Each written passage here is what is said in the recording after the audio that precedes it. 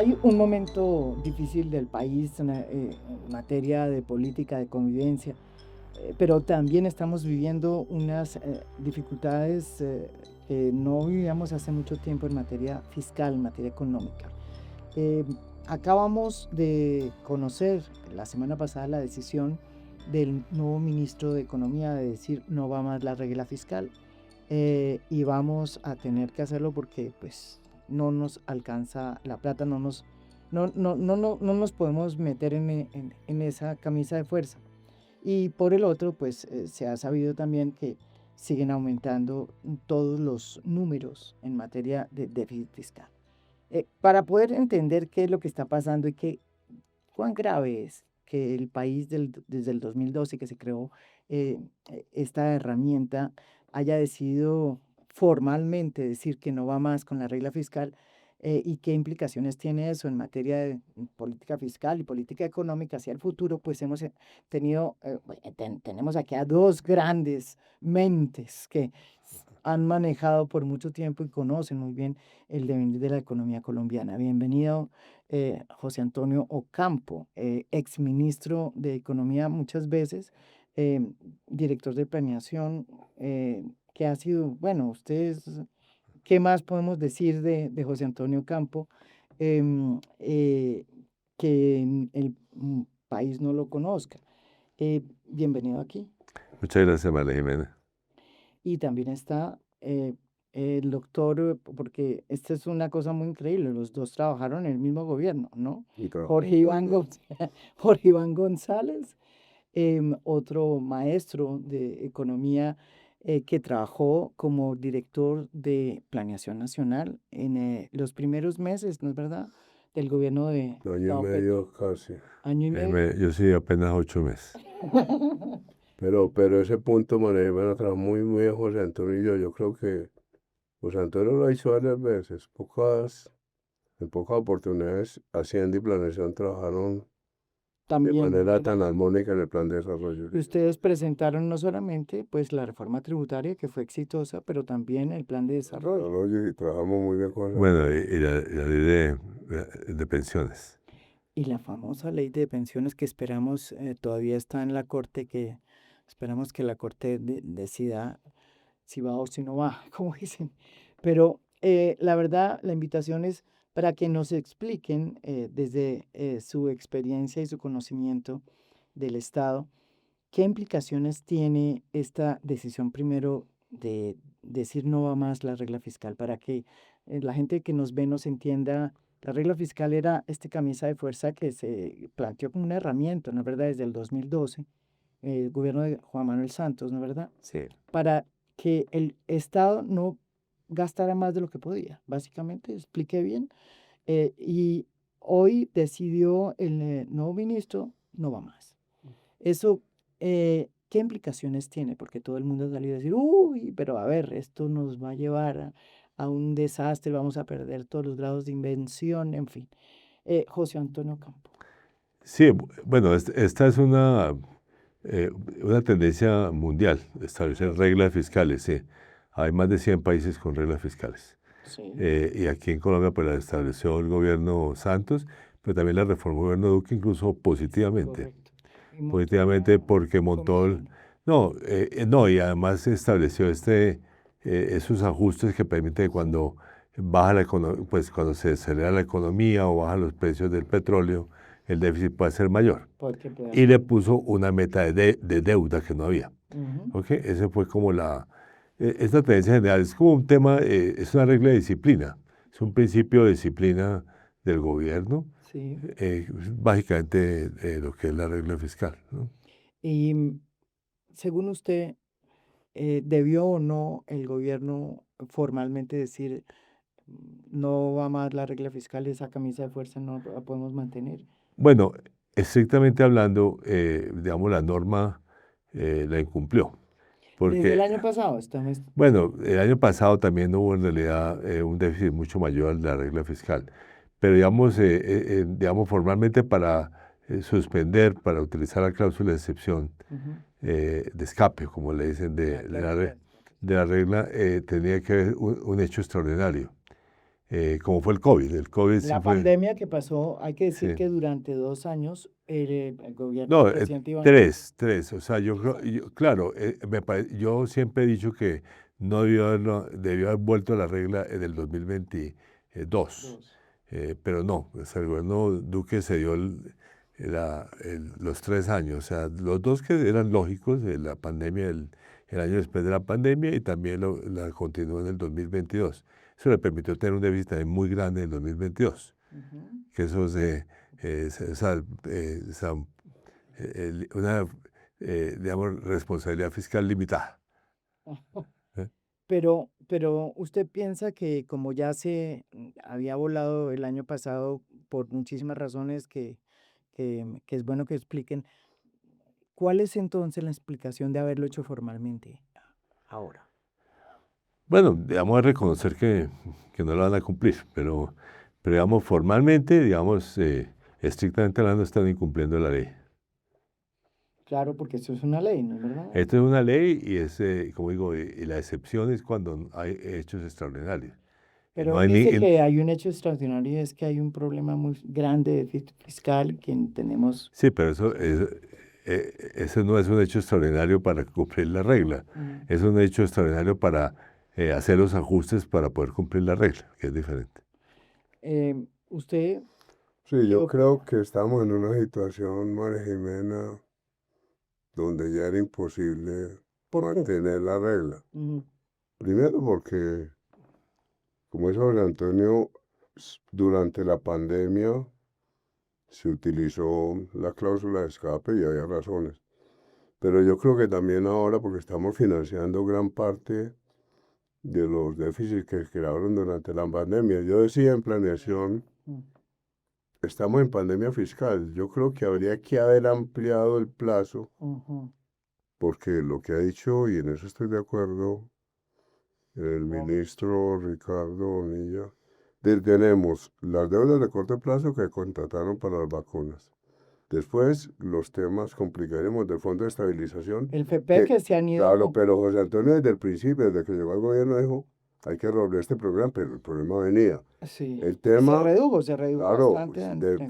era 36 billones y se ha reducido de manera significativa, porque claro, durante la pandemia era absolutamente complicado aumentar el precio de la gasolina, el diésel, se pudo haber aumentado, pero no se aumentó, y desde el principio José Antonio lo dijo. Tercero, Sí. que yo creo que es un tema muy importante, la opción tarifaria, que fue una deuda que 2 billones porque no se podía de aumentar las pesos. tarifas. Óigame, Ade- esa es ade- la deuda de opción tarifaria. Además, súmele a eso, María Jimena, el compromiso con las concesiones viales. Como no pasaban los carros y el riesgo lo tenía que asumir el Estado, esa fue otra deuda. Entonces uno como que entiende que estemos en una situación, yo digo, ya estamos pagando la pandemia, digamos, la pandemia no se ha acabado desde el punto de vista fiscal, Ujú. entonces deberíamos ser mucho más flexibles y creo que es el momento de aceptar que efectivamente todas las dificultades que se generaron fiscalmente durante la pandemia, pues se tienen que pagar ahora. Además, ya las transacciones de única vez, que fue Ujú. una especie de maroma contable que se utilizó el año pasado, se dijo, con las transferencias de única vez se mantiene la regla, pero realmente ya se había Es un anticipo. roto la regla, Sí, digamos. sí. Yo creo que la situación es muy difícil. En la reforma fiscal que propuso Bonilla se introdujo, La ley de financiamiento, y pero la ley de financiamiento se propuso que activos ambientales debidamente certificados, gastos en activos ambientales, no se deberían incluir dentro del déficit fiscal para darle un poquitico de aire. Entonces yo creo que la situación ya era muy difícil. Cuando empezó la regla, aunque el tema, como decía ahora José Antonio, no era directamente en la deuda pública, cuando empezó la regla en el 2012 teníamos 33% de saldo de deuda pública sobre el PIB, llevamos de 60,6. Entonces yo creo que la situación fiscal se ha ido complicando, no solo en Colombia, creo que en el mundo entero. Entonces para mí era como inevitable y me parece bien que digamos, listo, no fuimos capaces, ahora no nos digamos mentiras de ahora en adelante, miremos bueno, pero es, qué se puede hacer y sobre todo hay un punto que yo le decía a Juan Antonio, que a mí no me paran bolas en esto. utilicemos las capacidades fiscales de las ciudades y de las regiones. Es que ahí hay unas potencialidades fiscales enormes. Yo creo que seguimos sumando solamente el presupuesto general de la nación. Empecemos a mirar las finanzas públicas en su totalidad. Miremos las ciudades, miremos regalías, miremos lo que está pasando con plusvalías, con recursos de las ciudades. La Unión Antioquia el año pasado recogió más plusvalías que Bogotá, en términos absolutos. Si Envigado, Antioquia, hubiera cobrado plusvalías, serían 3 billones de pesos. Entonces empecemos a pensar en un balance fiscal mucho más agregado, mirando el conjunto de recursos de todo el Estado. Pero bueno, yo creo que la situación era absolutamente imposible de mantener. Y Una, me parece que no había más remedio. una pregunta, la regla fiscal, como dice usted, existe, es un instrumento que existe en casi todos los países democráticos, pero tengo entendido que esa regla fiscal también se ha ido estirando por cuenta de la situación, digamos, que vive Europa en términos de la amenaza que siente por lo que está sucediendo en Ucrania. ¿Eso está pasando en algunos países de Europa o no? Sí, sí, bueno, el caso más simbólico es Alemania, pero Alemania porque tiene una tradición de super responsabilidad fiscal, digamos que ver con su pasado Sí. de la hiperinflación que tuvieron, eso, etcétera, es una cosa que quedó como pero digamos, ahora le hicieron la excepción para poder aumentar el déficit, para poder hacer los aportes militares, aumentar el gasto militar. Y toda Europa está aumentando el gasto militar. Ese es un compromiso que tienen, dado que además pues el presidente Trump tiene como dudas sobre el apoyo a Ucrania, ¿no? Y eso está influenciando, o sea, eso ha hecho que en algunos países, digamos, la regla fiscal no se respete. Bueno, en realidad ellos sí respetan mucho la regla fiscal. Más aún, uno pensaría que el que debería tener una regla fiscal es Estados Unidos, que no la tiene. Sí, no, ellos no tienen. Ese es un tema, y el déficit fiscal de Estados Unidos. Sí, sí, bueno, viven del déficit fiscal también. No, pues tienen un déficit fiscal como el de Colombia, como 7% Sí, del PIB, bueno, y la deuda pública mucho más alta. madre. Tiene como 120% del PIB en deuda. Más aún, la deuda pública de Estados Unidos es la más alta de la historia. Ellos ya superaron el pico anterior, que había sido al final de la Segunda Guerra Mundial. Y ya lo superaron. Entonces, ahí hay un problema también y bueno, más aún, hay esta discusión esa ley de gasto presupuesto del Congreso que está en el Congreso, pero que allá Estados Unidos pueden también cambiar impuestos, ¿no? Sí. En la ley de presupuesto. Y digamos, aumenta todavía más el déficit. Es uno de los debates, por eso en el Senado hay incluso algunos republicanos que están renuentes a aprobar esa ley, Ujú. porque no quieren que aumente el déficit aún más. Una, ah, No, es a nivel internacional. Yo creo que el panorama, el gasto es imposible bajarlo. Y los impuestos se han bajado en todos los países. Es que a finales de los 80 teníamos impuestos en el último margen sí. de impuesto a la renta del 90% de la tarifa del último margen. Ujú. Y eso todo se ha ido disminuyendo en todos los países, pero el gasto no baja. Entonces lo que tenemos es un aumento de saldos de deuda pública en el mundo entero, que son muy impresionantes, más del 100%. Juan Antonio me corrige, cuando se firmó el Plan Brady en los años 80, la crisis de la deuda latinoamericana eran deudas de 30%, saldos de deuda de 30% del PIB. Y ahora todos estamos 50, 60, 70%. Yo creo que a nivel Los internacional, países desarrollados están por los cienes. exacto. Los países desarrollados están con saldos de deuda más altos que nosotros. Yo creo que es una situación internacional muy complicada, Ajá. porque ningún país deja reducir el gasto, no se puede reducir, pero sí se reducen los impuestos. En el caso de Colombia, que me parece que es lo que sería importante también explicar, es que la reacción también del gobierno ha sido presentar una nueva reforma, alegando que necesita pues recursos y un nuevo pacto fiscal, lo que dice, lo escribió en la República el exministro Ricardo Bonilla, pero es un poco lo que está haciendo también el nuevo ministro. Y planteó una reforma tributaria más ambiciosa que la ley de financiamiento pasada que no pasó. Y que tiene una cifra de cerca de 20 billones de pesos. Em, la realidad es que el presidente dice, pues el ministro ha dicho, nos quedamos sin caja, pero quienes han podido saber cómo es que es esta reforma, porque no sabemos todavía, han salido a decir, Juan Camilo Restrepo ha salido a decir, pero un momentico, esta reforma por 20 billones de pesos lo que no plantea es cómo se va a reducir el gasto. Y si no reducimos el gasto, pues no hay posibilidad de que esto, digamos, que el hueco empiece a solucionar. ¿Alguna reflexión al respecto? ¿Posibilidad de Sí. que esta reforma? No, curiosamente, digamos, sí hay un problema estructural, no hay la menor duda de eso, ¿sí? Y debe ser objeto de análisis, ¿no? Digamos, porque digamos este tema de que el 85% de del gasto es inflexible, digamos, ¿no? Es un tema muy complicado. Más aún, lo que dijo Orián es muy correcto. Hay un tema de la relación con las finanzas regionales que hay que tener en cuenta. O sea, por ejemplo, las transferencias, que es uno de los gastos inflexibles, le están dando más plata a las regiones. Es correcto. Entonces la pregunta es, ¿cómo se puede hacer? O sea, cuando uno vaya a analizar la política de gasto, tiene que hacerlo en forma integral. Sí. Toma un caso, el caso más importante, salud. Ujú. ¿Cómo son esas transferencias? Claro, las transferencias van una parte para salud, Sí. pero la nación también tiene gasto de salud.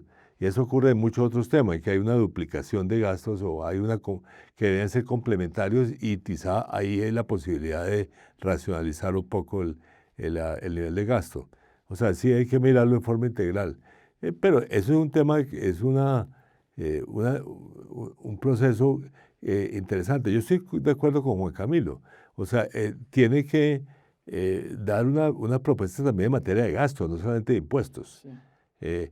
Yo creo que más impuestos de pronto son necesarios. Yo creo que puede que este gobierno, por razones políticas, no logre aprobar una reforma tributaria en el Congreso, Sí. como tampoco la ley de financiamiento tampoco la pudo aprobar, pero no me queda la menor duda que el gobierno que entre va a tener que comenzar también con una reforma tributaria. Y esa reforma tributaria que se debe parecer mucho a la ley de financiamiento que se cayó, digo, cuando proponían Fíjese que a una mí- reducción del impuesto de renta. No, pues, ellos querían para el 35 al 30%, sí. De hecho, yo también lo estuve analizando con el Congreso en la reforma del 2022. Pero subir los dividendos, eso era un poco lo que estaba planteando la ley de financiamiento, ¿no? Sí, no, digamos, digamos yo no me acuerdo exactamente los puntos específicos. Lo que ha venido planteando el nuevo ministro en materia de qué hacer en materia tributaria, yo tengo alguna afinidad con esas propuestas, o sea, a ver cuántas excepciones hay ya en la ley tributaria, tanto del IVA como del impuesto de renta. Es más, usted Ese- planteó eso. no, yo lo hice en parte. Sí. Lo que pasa es que no lo pude hacer totalmente porque no hubo acuerdo, pero buena parte de lo que se hizo en la reforma del 22 fue reducir beneficios. Sí, sí. Y hay todavía muchos beneficios. En eso tiene toda la razón y que se pueden racionalizar esos beneficios. Yo creo que eso es cierto.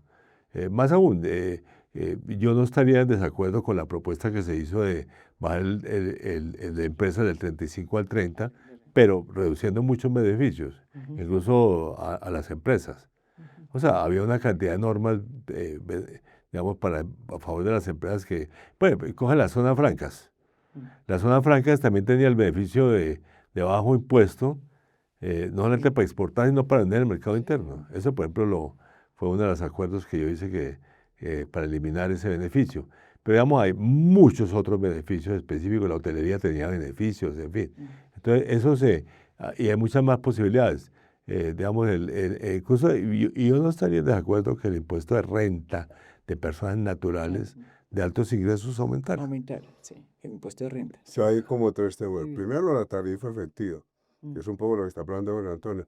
Acuerda que cuando usted presentó la reforma tributaria, José Antonio, dijimos hay que definir qué es la tarifa efectiva, porque hay un montón de definiciones. Hacienda propuso uno en su momento, pero yo creo que un punto central es realmente cuánto están pagando las empresas, cuál es la tarifa efectiva. Ese es el primer Es Lo segundo, cuánto, de verdad, de verdad, es claro, quitando, mirando sí, exenciones y todo eso. exenciones. Porque eso, hay unas variabilidades enormes. Algunos dicen que la tarifa efectiva es el 80%, otros dicen, Garay decía que era el 5%.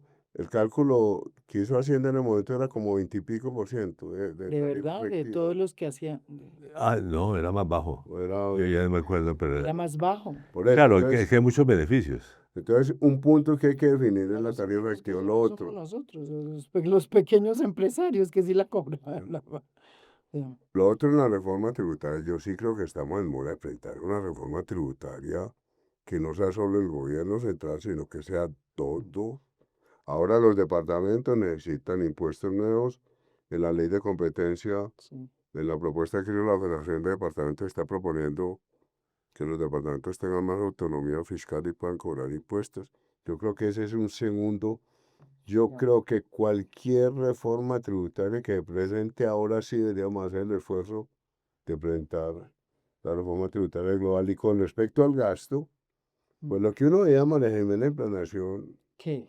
era que plata había, es decir, Pero cómo, por eso. Pero es que mire, el plata había, Ministerio de pero ¿por qué Agricultura sí? tenía 9 billones.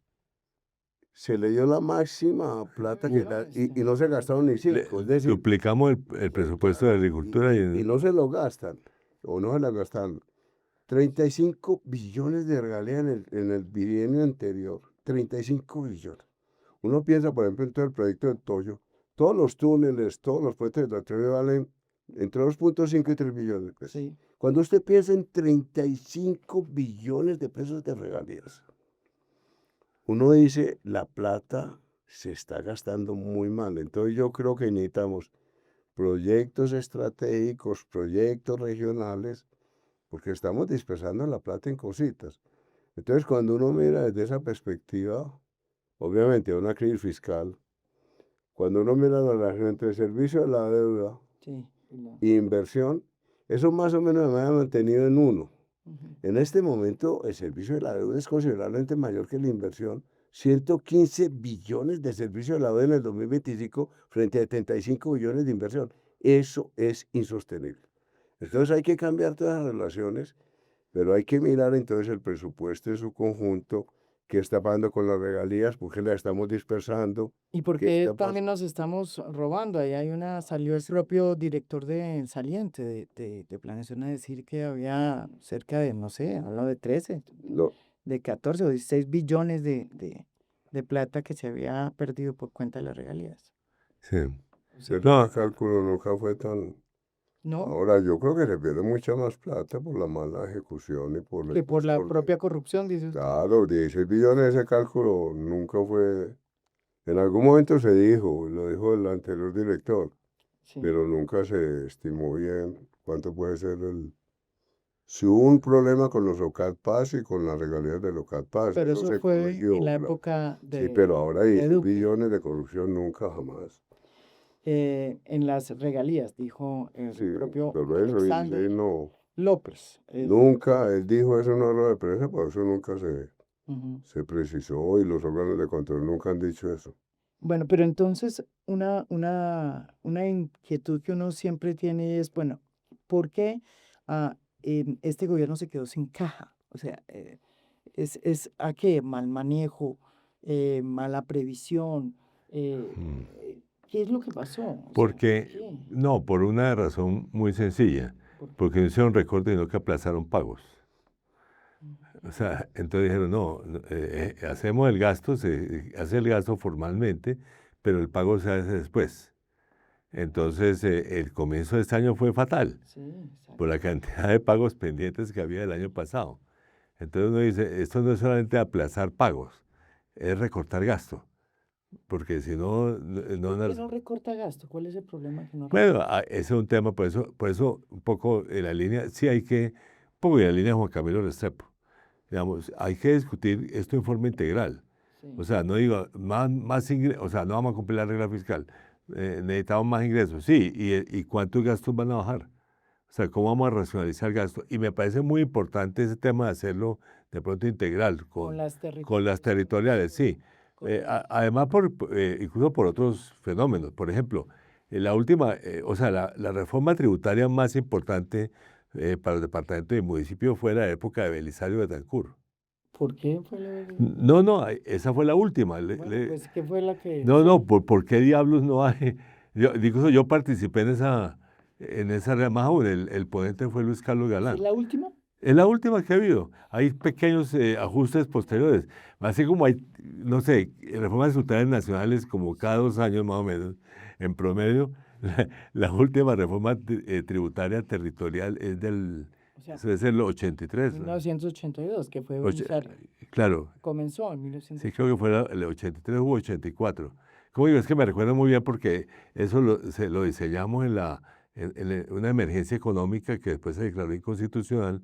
Entonces nos tocó hacer las leyes y a mí me tocó negociar la ley de impuestos departamentales y municipales y el ponente fue Luis Carlos Galán.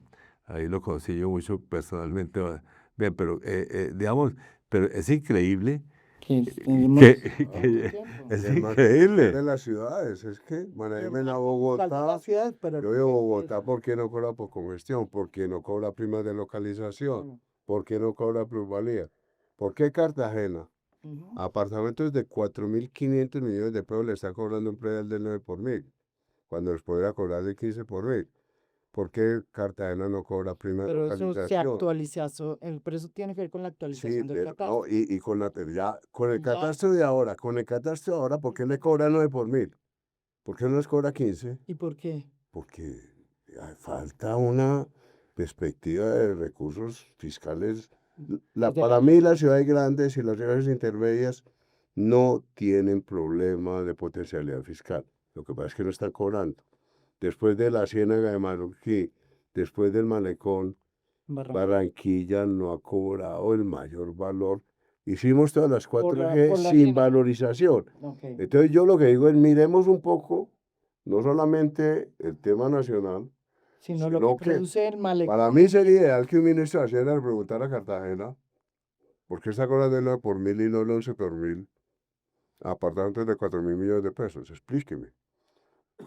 Mover la discusión hacia allá, yo creo que puede cambiar toda la perspectiva. El catastro multipropósito hemos avanzado muy poquito. Pero esa es la otra pregunta, porque Pusimos el una de las 70. formas de aumentar los recaudos, ¿no es verdad?, en las regiones. Las fincas en Apulo de 2.000 millones de pesos están pagando un predial ridículo de 2 millones de pesos al municipio de Apulo. Si al municipio de Apulo le pagaran el 10 por mil, pues el municipio de Apulo podría arreglar sus colegios, podría darle buena alimentación a los ¿Y niños, por qué vamos tan lento en la actualización del catastro?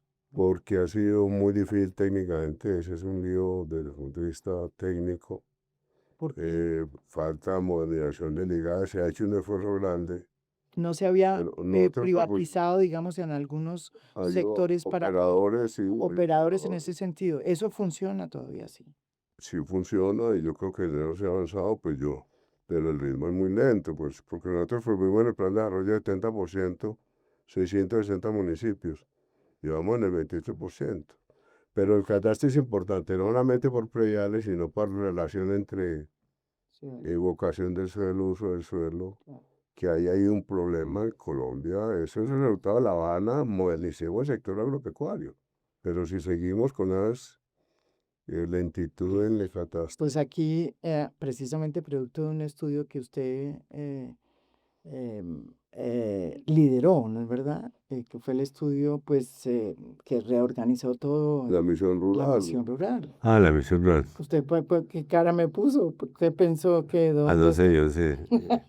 La No, misión rural, usted en la misión rural llegó a la conclusión de que había que hacer una nueva geografía y arquitectura de lo que era todo el sector agropecuario, precisamente para que llegara a los territorios. Y se crearon nuevas agencias, se crearon nuevas perspectivas, cada una.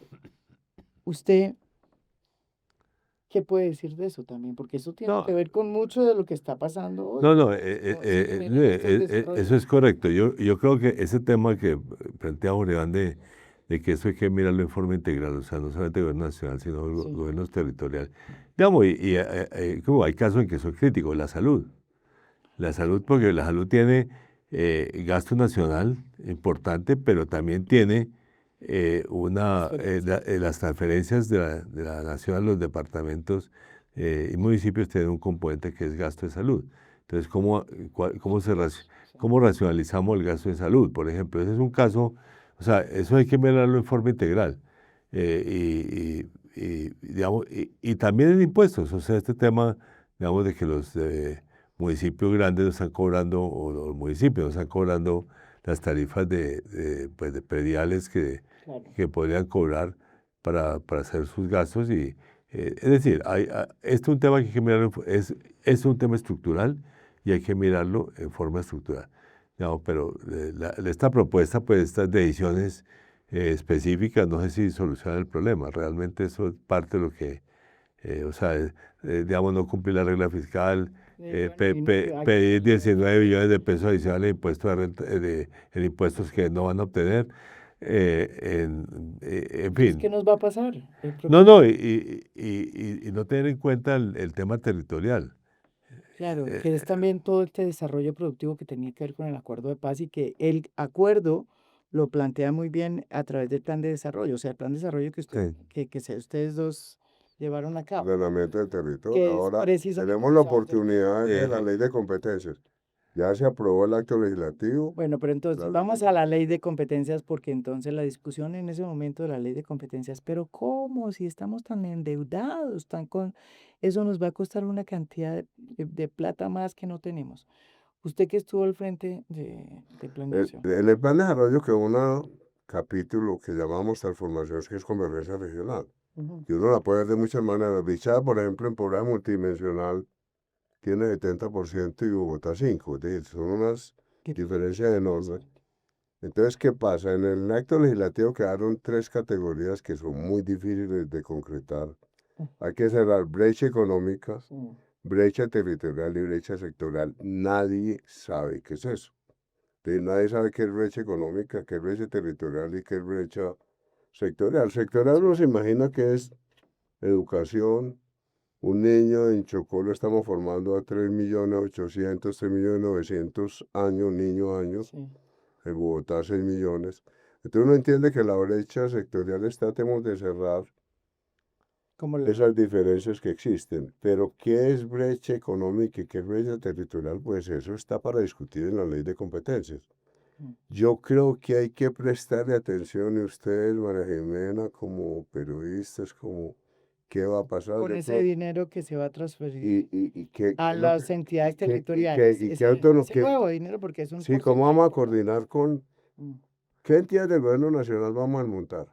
Vamos a montar bienestar, vamos a montar el SENA, vamos a montar protección de PS. Entonces, yo creo que es una excelente oportunidad de repensar el Claro, Estado. porque esta ley lo que plantea este proyecto, que ya es ley afortunadamente, plantea que hay unas competencias que pasan a manos de las de no, ese es parte del problema. No están definidas. Ah, No no, están definidas, no, se aprobó el acto pues El legislativo apuesto aprobó el y acto ahora hay que legislativo. hacer la ley de competencia. No, Es digamos, correcto. los críticos que fuimos bastantes Le- de esa norma constitucional, Usted está en desacuerdo, ¿cierto? yo estoy de acuerdo. Y usted está a Yo favor. estaba diciendo que es una oportunidad Bueno, maravillosa. En eso Sí, aquí tiene hay que, dos visiones, bueno, pero usted está no, de acuerdo que no, nosotros, el punto de vista nuestro, los que que no apoyan, están de establecidas que las había que competencias. definir primero las competencias para saber cuánto costaban las competencias, incluyendo las competencias de la nación, Ya. y cuánto cuestan las competencias de la nación, Ujú.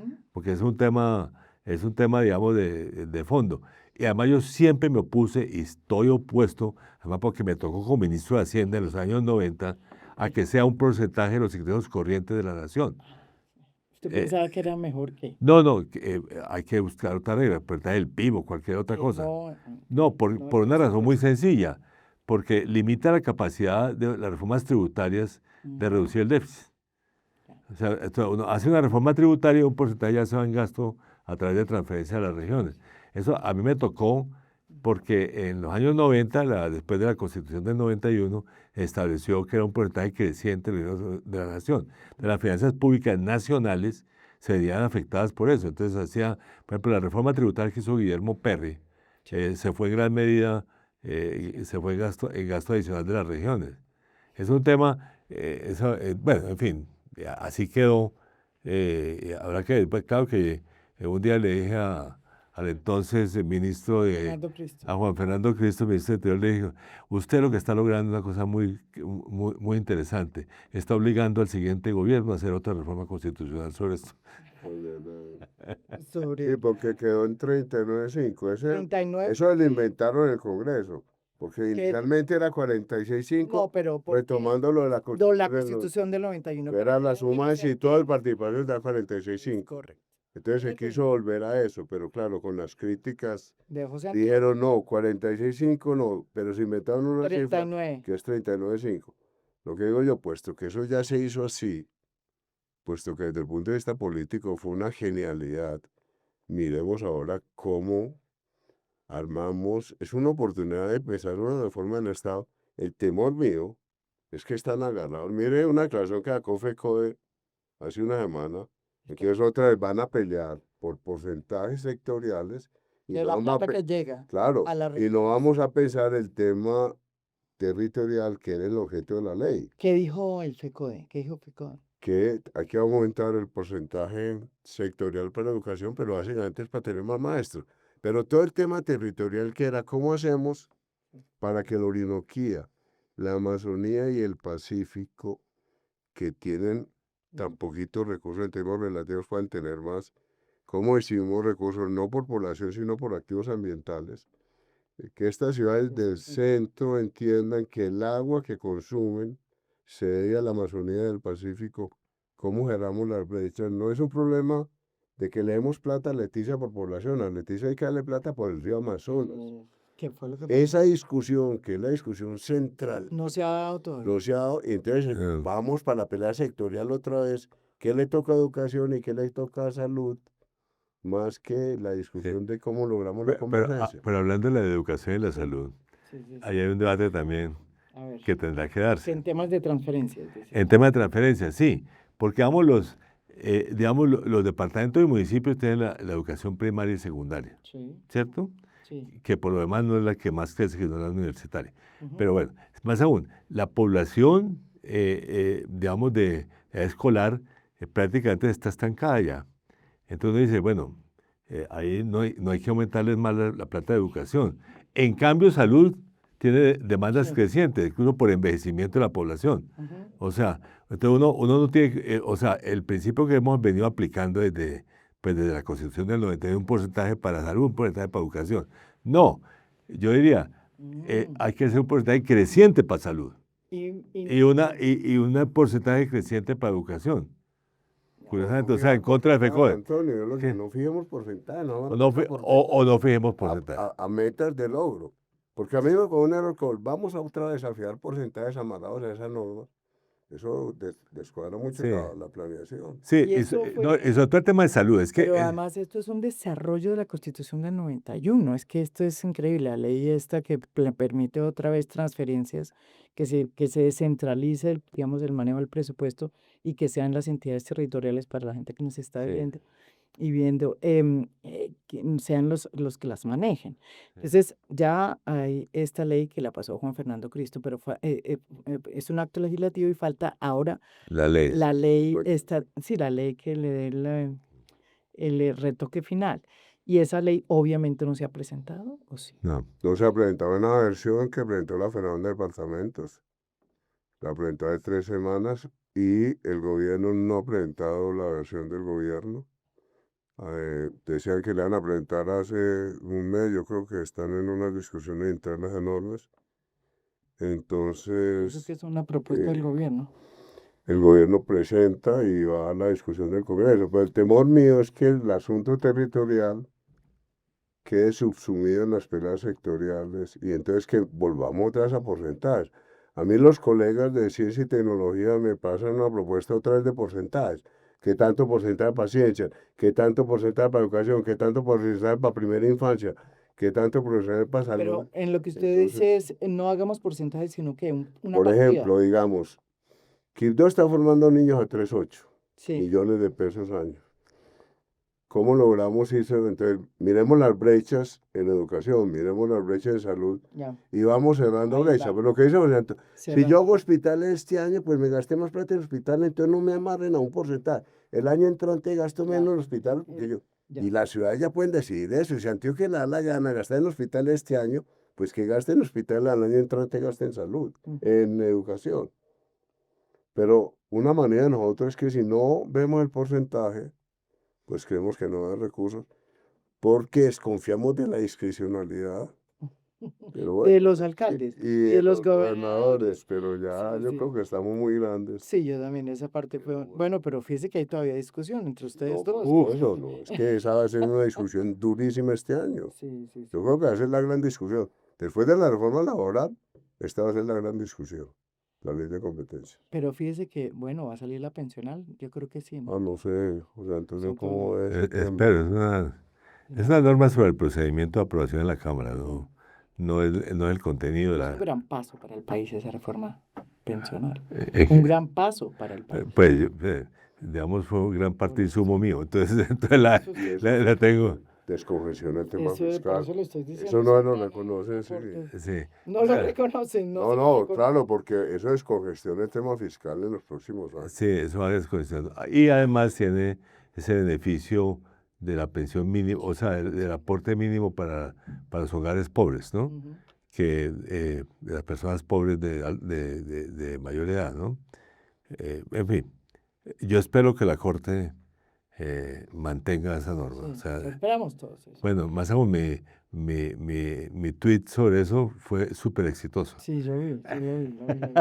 Y se ha Súper. vuelto un tuitero muy especial. Hago bastante menos que el presidente Petro, pero Y yo les quería, ya para terminar, ustedes son dos personas que han tenido una trayectoria muy importante y que estuvieron en este gobierno y que pues han mantenido y que yo creo que su presencia sirvió para que también muchas cosas que hoy están saliendo bien, pues salgan bien. La reforma laboral, por ejemplo, la reforma tributaria inicial, el plan de desarrollo. En fin, hay cosas importantes que se hicieron en esa época en materia de cambios. Pero yo quería su opinión sobre, ya esto es una opinión no tanto económica, sino más bien política sobre el resultado final del manejo económico, ya al final, cuando, bueno, pues falta tan poco del gobierno y sus efectos políticos. pues, José si Antonio. voy a resumirlo como ya lo he escrito. A ver, Aquí, digamos, aquí hay temas positivos, ¿cierto? El déficit externo se redujo, la la inflación va para inflación va abajo para abajo. y hay reactivación. Por ejemplo, Bueno, estamos creciendo sí, sí, estamos creciendo 7 sí, primer trimestre. sí. Pero un tema que, digamos, eh, la reactivación no tiene nada que ver con el gobierno. O sea, aquí no ha habido política de reactivación. Sí. Aquí, digamos, la reactivación Ha sido exógena. no, Los no, factores, no. ok. Bueno, hay factores exógenos, qué sé yo, el precio del café, la producción de café, las remesas que están aumentando muy rápidamente, en fin, esos son factores positivos. El turismo internacional, que es una tendencia afortunada de largo plazo que tiene el país, en fin. No cambia, sí, sí. O sea, todo eso, pero digamos, plan de reactivación no ha habido. No, nunca nos lo presentaron. Tenían un plan de reactivación para Pues yo presentarlo, pero nunca lo conocí, entonces de pronto, más aún, hablando del plan de desarrollo aquí que estuvimos involucrados los dos, eh, ¿alguna vez ha hablado el presidente Petro Nunca, nunca, del plan de desarrollo? no, ¿por nunca. qué? Pero Y, ¿por qué no y le yo, y yo gusta? digo, para responder a la Pero ¿por qué no pregunta, le gusta ese plan de aprovechando este desarrollo? comentario de José Antonio, a mí sí me impresiona mucho, María Jimena, que un plan de desarrollo que pone en primer lugar la geografía, que es absolutamente novedoso, el presidente, como dice José Antonio, nunca haya hecho referencia a las grandes estrategias del plan de desarrollo. Es como si usted le entrega a un Lo marino considera una brújula y neoliberal, tira la quiero brújula decirle. para otro lado, pues. Pero usted, Eso para mí es una frustración enorme. pero lo considera, por el contrario, un plan neoliberal. El presidente siempre dijo que no reflejaba su programa de gobierno, pero es que yo digo, las propuestas que hay ahí son tan estructurales y Mm. tan importantes para este país. Obviamente, cuando usted habla de Colombia, potencia mundial de la vida, y que de la Tierra va a llegar la vida a Marte, y le dice el director de planeación, No puede ir en Presidente, marcha. eso pasa por el catástrofe multipropósito, claro, entonces hay una brecha tan brutal que el gobernante se desespera. ¿Cómo logramos Para llegar a Colombia, marcha. potencia mundial? Presidente, empecemos por el catástrofe multipropósito, por el registro universal de ingresos, claro, los instrumentos, por ejemplo, potentes, catástrofe multipropósito, Sí. registro universal de ingresos que cambia Sí. toda la política de focalización. Ujú. Y tercero, el presupuesto por programa. Mire, si hubiera presupuesto por programa y dijéramos 20 grandes programas, obligamos a que haya integración entre municipios, nación, departamento. Para mí, José Antonio me corrige, los tres grandes elementos que nosotros logramos en el plan de desarrollo, si a mí me preguntan cuáles son, yo digo, catástrofe multipropósito es modernización del sector agropecuario, Ujú. registro universal de ingresos, que es la transformación de toda la política social, y presupuesto por programa, que es pensar en proyectos articulados. Esa es la revolución. Ahora, para el presidente, eso no nos permite llevar la vida a Marte. Entonces, yo creo que ahí hay un problema como de facticidad. Yo le dije alguna vez de facticidad, porque es una maravilla el ideal, pero claro, cuando usted está soñando con llevar la vida a Marte, pues obviamente todas estas cosas le suenan muy brutales, son Pues sí, sobre todo cuando, pues sí, muy reformistas, digamos. exactamente, pues muy reformistas, muy neoliberales, es lo que dice. Ni siquiera reformistas, de eso no es muy Y a mí, ¿cómo vamos a hablar de en esto? algún momento nos trató, pero yo. Había Antonio, el pensador estructuralista más importante de América Imagínese, Latina. Y es nosotros más que toda la director vida, del CEPAL, por eso, o sea, de la CEPAL, o sea, neoliberal José Antonio, pues sí es.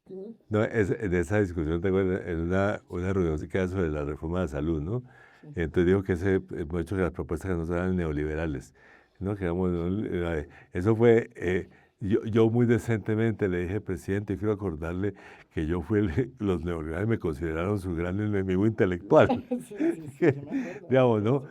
Pero Cecilia López dijo, presidente, eso es un insulto para mí. Un insulto. Así le digo, insulto. Claro, y Aquí la moderación. ¿Qué dijo Alejandro? Alejandro le dijo, presidente, yo estoy entre la primera y la segunda vuelta. Mm. Y entre la primera y la segunda vuelta, este fue un programa socialdemócrata que nosotros aceptamos. Y yo le dije que leyera mi artículo, yo todavía publico en la revista Sur, que coordina Pedro Santana y Carolina Corche. Ah, Pues caramba. lea mis artículos de la revista Sur, que son bastante heterodoxos, pero bueno, pues no son. Pero, por ejemplo, hablando de la reforma de la salud, y ya para que la menciona tanto aquí José Antonio, yo creo que esa reforma comenzó muy mal. Se necesita, ¿estamos de acuerdo? ¿Es urgente también una reforma de la salud o no? Pero Porque el no, déficit es no, difícil. dicho sea de paso, O sea, necesitamos hay un más sector, impuestos, o sea, necesitamos, o sea, necesitamos, no, hay unos temas que la de hecho la ley estatutaria, que es lo que en 2015, da mucha gente, ¿qué? la de Alejandro. Sí, ¿Cuál? esa ley estatutaria, de pronto es de Alejandro, pero digamos, o sea, hay un sector en el mundo médico que considera que lo que había que hacer era armar bien la ley estatutaria. Pero digamos, aquí, digamos, la salud como que fue diseñada, uno puede tener, no era un mal sistema. O sea, finalmente, acceso universal hay. Ujú. O sea, Pero no hay muchas regiones una marginales. reforma de la salud. Yo lo que había que ver, digamos, tratar elementos de la salud para ver cómo se Pero no mejora. una reforma. Sí, o sea, digamos, el tema este de que había más prevención, estamos de acuerdo. ¿Cómo se hacía? Buena Pero el pregunta. déficit que tiene el sector salud hoy, que es astronómico, No, 19.1 billones. no, pero eso es culpa incluso del actual ministro de Salud. Porque la UPC, que él no ha querido negociarla, ¿no? Incluso con determinaciones de la Corte Constitucional. Aumentó 5.3 No, la puntos, inflación, es la inflación. y eso es insuficiente.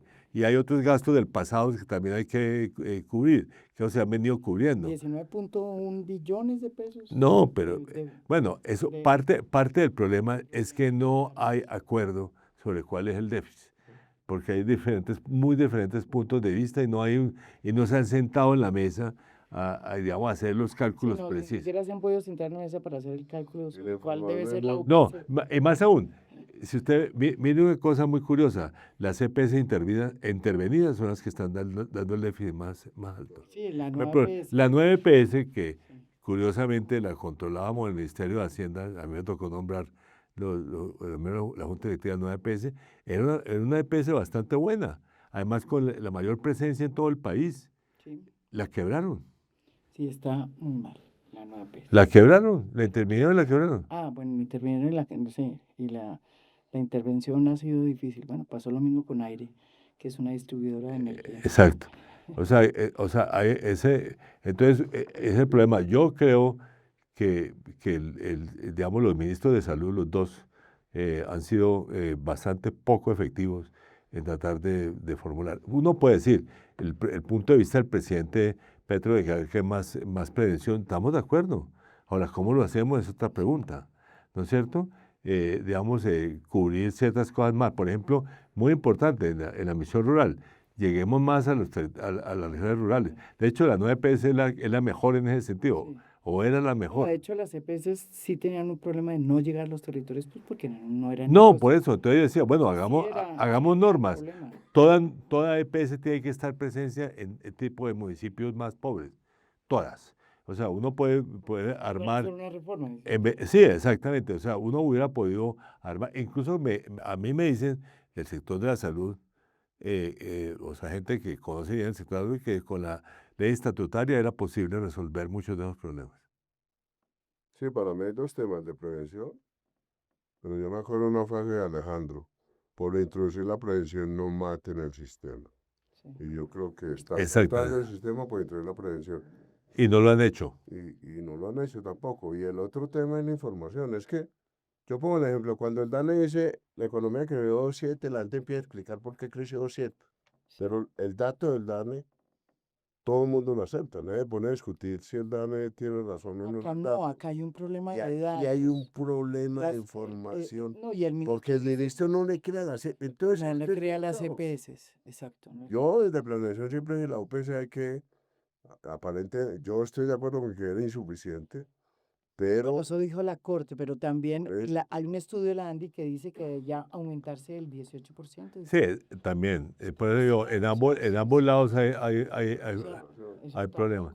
Sí, pero la UPC, digamos, cuando nosotros tuvimos, no, claro, cuando nosotros estuvimos haciendo la UPC para el 2023, hicimos una cosa razonable. Pero estuvo bien, esa estuvo, Sí, creo que fue la del 2024 sí, y la decisión del ministro de Salud de que era la inflación, que era claramente insuficiente. Ahora, en el otro lado también exageran cuál es la...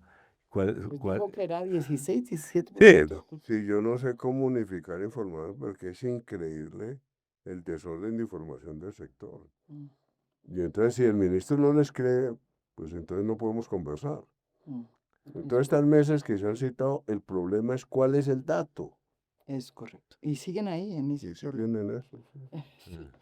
Bueno, esperemos que salgan algún día de eso porque, pues, la verdad, la salud también es un tema muy importante. bueno, es una de las crisis grandes que está dejando este gobierno.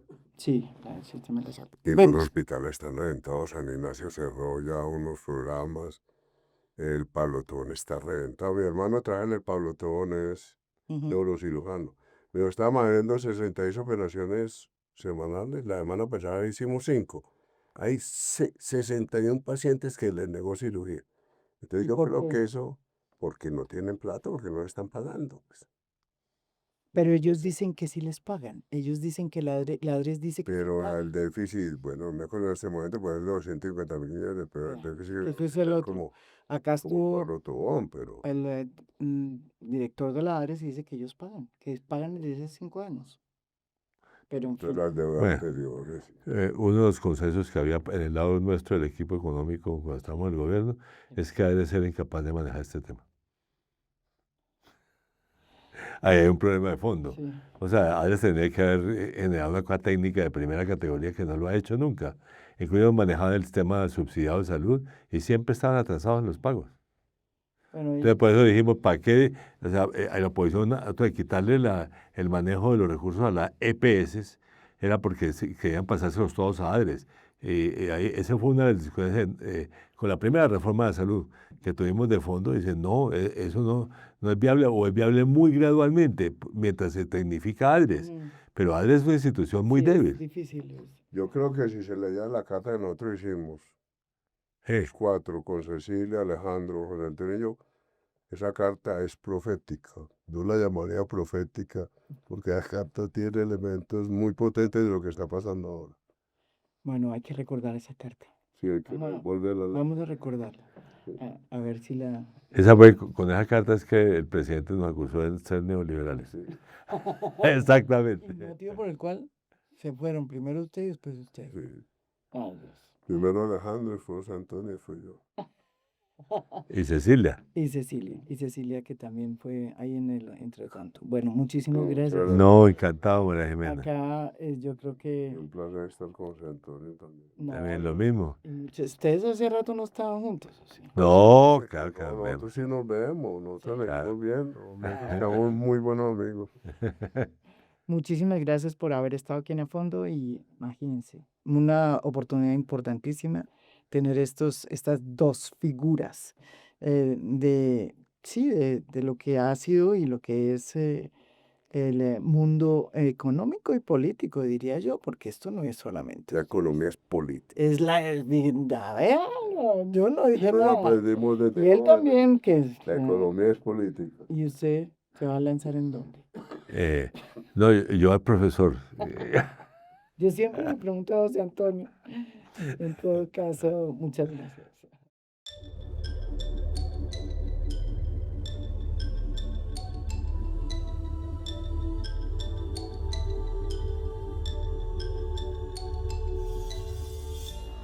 A Fondo es un podcast producido por Mafialand.